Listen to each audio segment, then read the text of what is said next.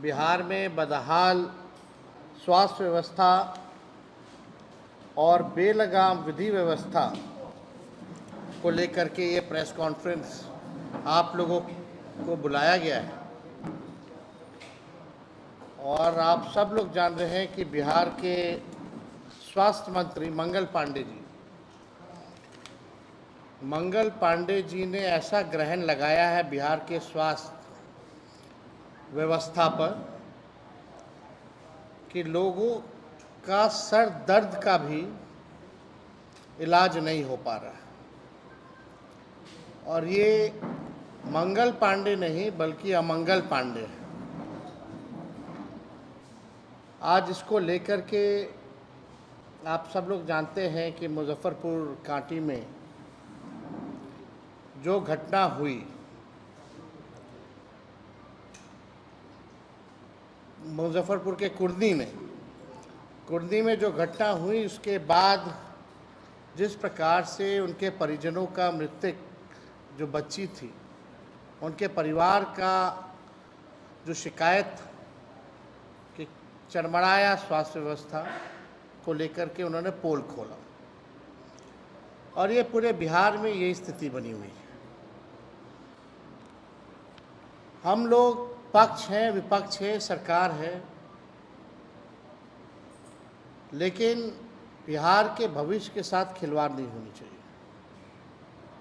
एक सकारात्मक राजनीति होनी चाहिए और सकारात्मक राजनीति में हम लोग अपेक्षा करते हैं कि सभी लोग जो हैं बिहार के लोगों के लिए काम करें। विपक्ष जो है जनता की आवाज़ है, सरकार को आईना दिखाने का काम करता है, लेकिन सरकार की जिम्मेवारी बनती है कि व्यवस्था को और बेहतर करे और आसान करे और बेहतर व्यवस्था लोगों को दे। लेकिन 20 साल से ये एनडीए की सरकार केवल हमको गाली देना, लालू जी को गाली देना। आप दीजिए गाली, जोर जोर से दीजिए, हमें उसकी चिंता नहीं है, लेकिन जब आपका नकारा सिस्टम, भ्रष्ट सिस्टम जो आपने 20 साल तक नहीं सुधारा, तो हम तो आवाज़ उठाएंगे। और आप सब लोगों के बीच हम आए हैं इसी को लेकर के कि स्वास्थ्य व्यवस्था जो है बिहार की, वो बीमार हो चुकी है। विभाग लाचार हो चुका है। हम 17 महीने सरकार में थे और 17 महीने जिस व्यवस्था को हमने सुधारा है, कुछ चीज़ें आप लोगों के समक्ष रखना चाहिए। अमंगल पांडे जी चुनौती देते हैं हमको, लेकिन उनके पास कोई जवाब नहीं। हमने तो चुनौती स्वीकार किया, आइए कहाँ आना है, समय बता दो, जगह बता दो, पूरे ढंग से हम लोग डिबेट करेंगे, एक सकारात्मक डिबेट करेंगे। लेकिन उसके बाद से ना उन्होंने तारीख बताया ना समय बताया। 17 महीने की जो हम लोगों की सरकार थी, आप सब लोगों को पता था कि हम लोगों ने मिशन 60 की शुरुआत की, मिशन बुनियाद की शुरुआत की और ये सुनिश्चित कराया कि जितने भी अस्पताल हैं, साफ सफाई, स्वास्थ्यकर्मी, नर्सों और चिकित्सकों की उपलब्धता इस मिशन के ज़रिए हम लोगों ने कराने का काम किया। आपको पता होगा एक रेफरल पॉलिसी हम लोग लाए थे। क्या उस रेफरल पॉलिसी का इम्प्लीमेंटेशन हो रहा है? हम लोग चाहते थे कि जिला में ऐसी व्यवस्था हो ताकि उनको बहुत अति गंभीर मसला हो तभी जो है उसको रेफर किया जाए, और उसके लिए एक पॉलिसी बनाई गई थी। तो जो घटना कुर्दी का हुआ, मुजफ्फरपुर में पहले इलाज हुआ, फिर पटना रेफ़र किया गया। पटना रेफ़र किया गया तो 4-5 घंटे लगे और इसी चलते उस बच्ची की जान चली गई। क्या रेफरल पॉलिसी जो हम लोगों ने बनाया था, क्या उसका पालन किया जा रहा है? जिलाओं के अस्पतालों में विशेषज्ञ डॉक्टरों की नियुक्ति हम लोगों ने कराने का काम किया। स्वास्थ्य उपकरण की उपलब्धता हम लोगों ने कराई। दवाएं जो 278 फ्री में मिला करती थी, हमारे आने के बाद 611 मुफ्त में दवाएं जो है मिलने लगी। और यही नहीं, जो लापरवाह डॉक्टर थे, देश के इतिहास में किसी राज्य में एक साथ 700 डॉक्टर का बर्खास्त किसी और सरकार ने नहीं किया, बल्कि वैसे डॉक्टर जो 10 साल से 5 साल से जो अस्पताल नहीं आते थे, काम पे नहीं आते थे, उसको ले जाकर के कैबिनेट से हमने 700 डॉक्टरों को हमने जो है बर्खास्त करने का काम किया। आज क्या व्यवस्था है, आपको ऑन रिकॉर्ड बताएंगे कि क्या इन लोगों का सिंडिकेट है, इन लोगों का माफिया कैसे स्वास्थ्य विभाग में चलता है, किस प्रकार से रिटायर्ड डॉक्टरों को रखा जाता है, उनसे काम लिया जाता है। हमारे पास कई उदाहरण भी है। लेकिन उससे पहले हम लोगों ने पब्लिक हेल्थ कैडर लाया था, जिसमें 1,60,000 लोगों की बहाली होनी थी। हम कैबिनेट भी ले गए, मुख्यमंत्री जी द्वारा रोका भी गया। लेकिन अब क्या हो रहा है, क्यों नहीं पब्लिक हेल्थ कैडर को लागू किया जा रहा है, जहां डॉक्टरों की, नर्सों की, स्टाफों की, सबकी भर्ती होनी थी, ताकि कोई चीज़ में कमी ना रहे, मरीजों को इलाज हो जाए, चाहे टेक्नीशियंस हों, उनकी उपलब्धता हो, नर्सेज, डॉक्टर्स, जो भी ज़रूरत की चीज़ें अस्पताल में होनी थी, उसके लिए हम लोगों ने पब्लिक हेल्थ कैडर लाने का काम किया। लेकिन ये नकारा सरकार को कोई मतलब नहीं है कि भर्ती जो है वो कराया जाए। कितना पद का सृजन हम लोगों ने कराया स्वास्थ्य विभाग में, सब लोगों को पता है। अब आप देखिएगा कि कल एक एक्शन लिया गया है, और एक्शन में एक डॉक्टर जो है, उनको डॉक्टर अभिजीत को जो है बर्खास्त किया गया है। अब हमारे पास ये चिट्ठी है, जब हम पीएमसीएच गए थे छापा मारने, जब स्वास्थ्य मंत्री बने थे, तो औचक निरीक्षण जब हमने किया था पीएमसीएच का, वो तारीख क्या है, 6 सितंबर 2022। और 6 सितंबर 2022 जब अस्पताल हम पहुंचे थे, जो कमियां पाई गई थी पीएमसीएच में, उस समय हमने डॉक्टर अभिजीत को हटाया, स्पष्टीकरण मांगा गया और प्रपत्र क गठित किया गया, और उनके जगह पर डॉक्टर सरफराज का अपॉइंटमेंट हम लोगों ने कराया। और हमारी सरकार गई और डॉक्टर अभिजीत को मंगल अमंगल पांडे जी ने फिर लाया, जो लापरवाह डॉक्टर है, जिस पे हमने कार्रवाई की थी। हमारी सरकार हटने के बाद फिर से उसी डॉक्टर को लाया गया है। और आपको बता दें कि उस डॉक्टर को लाया गया क्योंकि ये व्यक्ति जो है प्योर आरएसएस का व्यक्ति है। और यही नहीं, कल केवल कार्रवाई की गई है लीपापोती के लिए।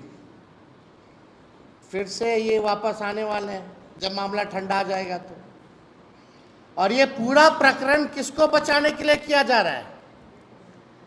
ये पूरा प्रकरण डॉक्टर आईएस ठाकुर, जो मेडिकल सुपरिटेंडेंट है, रिटायर्ड व्यक्ति है पीएमसीएच का, उसको बचाने के लिए ये दिखावटी कार्रवाई की गई है।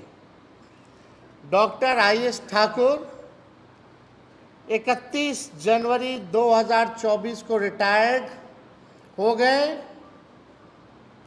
और महागठबंधन की सरकार गिरी 28 जनवरी को 2024 को, और आईएस ठाकुर को फिर से एक्सटेंशन दे दिया गया 1 फरवरी 2024 को। यानी हमारी सरकार गिरी 28 जनवरी को और 1 फरवरी को, यानी उनके रिटायर्ड हुए 31 जनवरी को। बिना स्वास्थ्य मंत्री, उस समय डिपार्टमेंट भी तय नहीं था, सीधे मुख्यमंत्री ने साइन किया इसके एक्सटेंशन को लेकर के। और ये इसलिए हो रहा है, आपको हम बता दें, क्योंकि जब तक 5,000 करोड़ का पीएमसीएच बिल्डिंग बनेगा, जब तक बनता रहेगा, किसी की मजाल नहीं है आईएस ठाकुर को बदल सके। ये आप नोट कर लीजिएगा। ये 5,000 करोड़ का जो पीएमसीएच बन रहा है, क्या रिटायर्ड व्यक्ति, इसमें क्या खूबी है भाई? इनके अलावा कोई पीएमसीएच ही नहीं चला सकता? और कोई काबिल लोग नहीं है क्या इनके अलावा कि जो है पीएमसीएच चला सके? तो ये पूरा जो कवायद आप देखिएगा, ये पूरा कवायद इनको बचाने के लिए चल रहा है। अब हमारे पास देखिए प्रमाण भी है। आप लोग बोलिएगा कि भाई कैसे कैसे।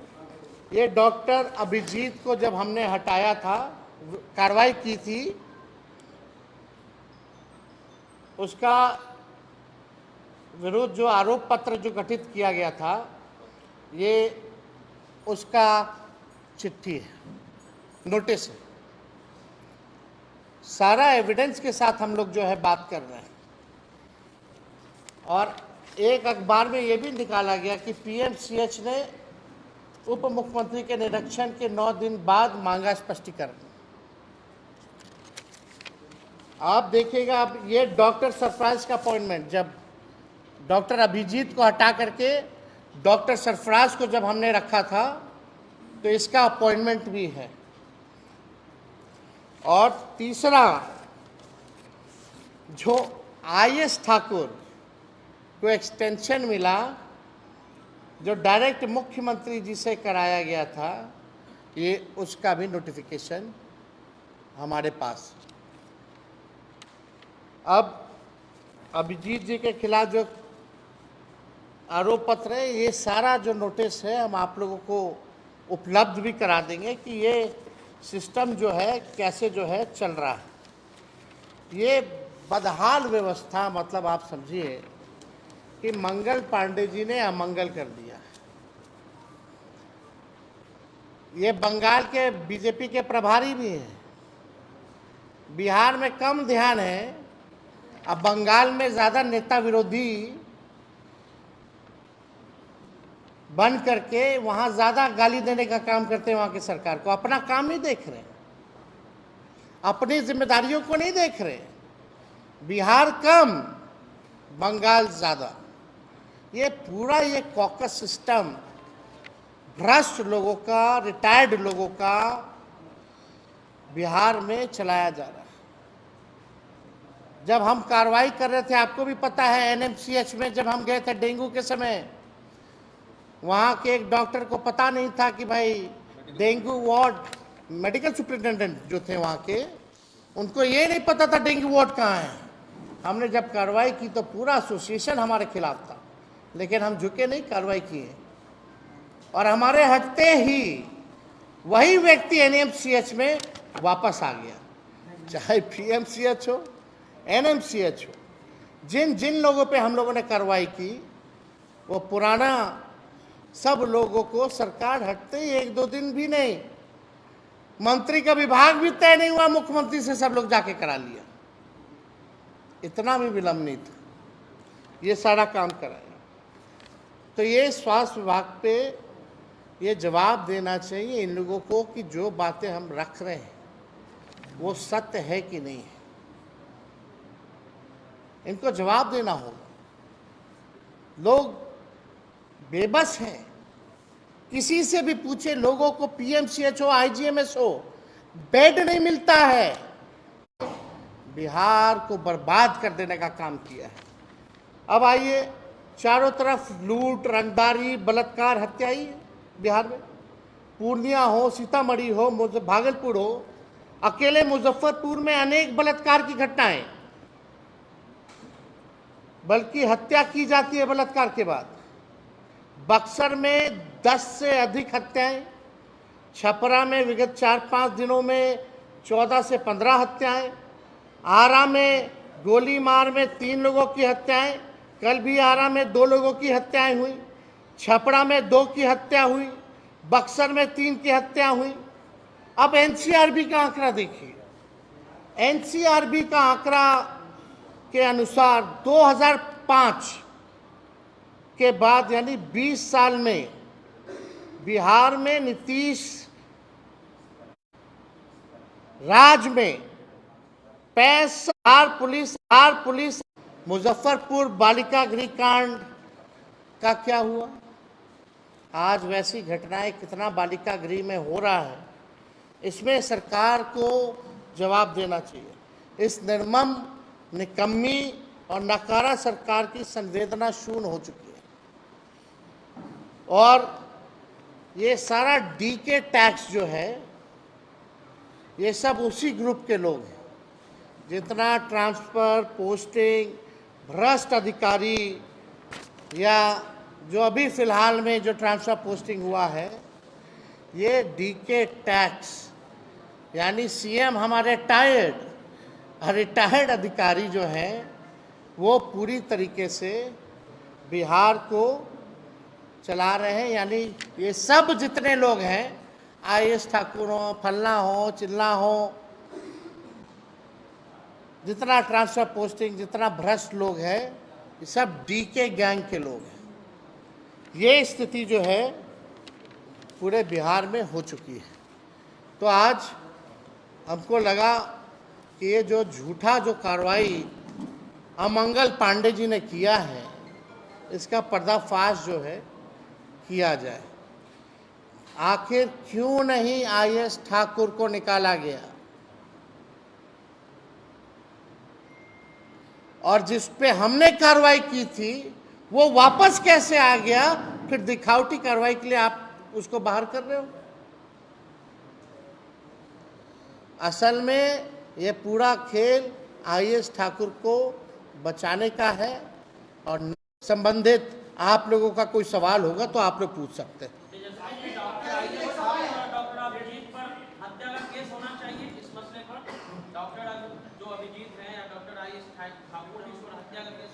ये एक तरह से बच्ची तो अच्छी स्थिति में थी। हम तो खुद परिजनों से मिले, परिजनों का कहना है बच्ची अच्छे से कम्युनिकेट भी कर रही थी मुजफ्फरपुर तक। मुजफ्फरपुर से पटने सब लोग डीके गैंग के लोग हैं। अरे आप बताओ ना, सरकार हमारी गई और अधिकारियों का ट्रांसफर हो, पोस्टिंग हो 24 घंटा पहले।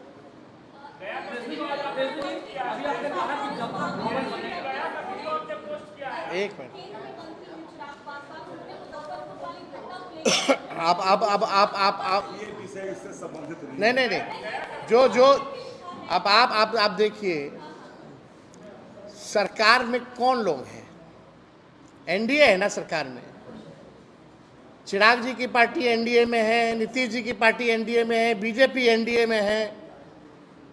ये लोग एक दूसरे को पत्र लिख रहा है, ये सब नौटंकी हो रहा है। इस पे इतना निर्मम हत्या किया गया और सिस्टम द्वारा जो है उसकी मौत हो गई। ये नौटंकी क्या कर रहे हो भाई?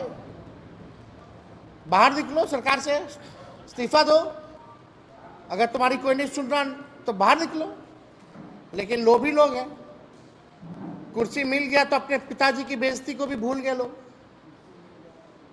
पार्टी को तोड़ दिया वो भी भूल गए लोग कुर्सी मिलने पे। कुर्सी मिल गया तो परिवार को बांटने का जो काम हुआ वो भी लोग भूल गए।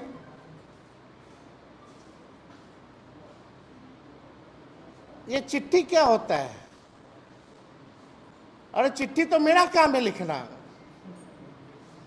और हम लिखते भी हैं, लिखेंगे भी। आप जाते हैं, मिलते हैं, आप लोग सरकारें के मांगे, चाहे केंद्र में हो या राज्य में हो।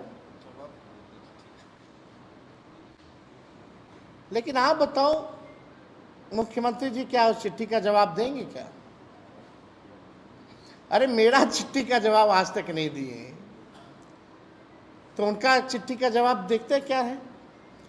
चिराग पासवान जी, अगर मुख्यमंत्री आपको 24 घंटा में चिट्ठी ना लिखे तो आप क्या कीजिएगा? नहीं लिखेंगे तो what you will do if you will not write letter back to you? ये खाली दिखावटी मिलावटी राजनीति बिहार की जनता जानती है। गिड़गिड़ के आंसू बहाने से कुछ नहीं होने वाला। रंग जैसे गिड़गिड़ बदलता है, मगरमच्छ के आंसू जैसे दिखावटी है, उससे कुछ होने वाला नहीं है।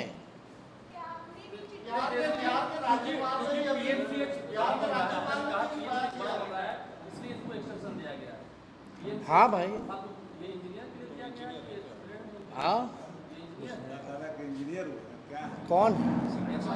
आयुष ठाकुर सुपरिटेंडेंट है, सारा हिसाब किताब उन्हीं को ना देखना होता है भाई। उनके कैंपस का बिल्डिंग बन रहा है ना। Who is the head of PMCS? Tell me. अब आप तो होशियार हैं। हाँ, चॉकलेट के लिए अब पता नहीं, अब जो छापा मरवाइए, रिटायर्ड इंजीनियर क्या मरता है ना, मरवाइए, पता चल जाएगा। सब डीके गैंग का लोग बांटता है। चलिए, थैंक यू। चाय पी के लीजिएगा।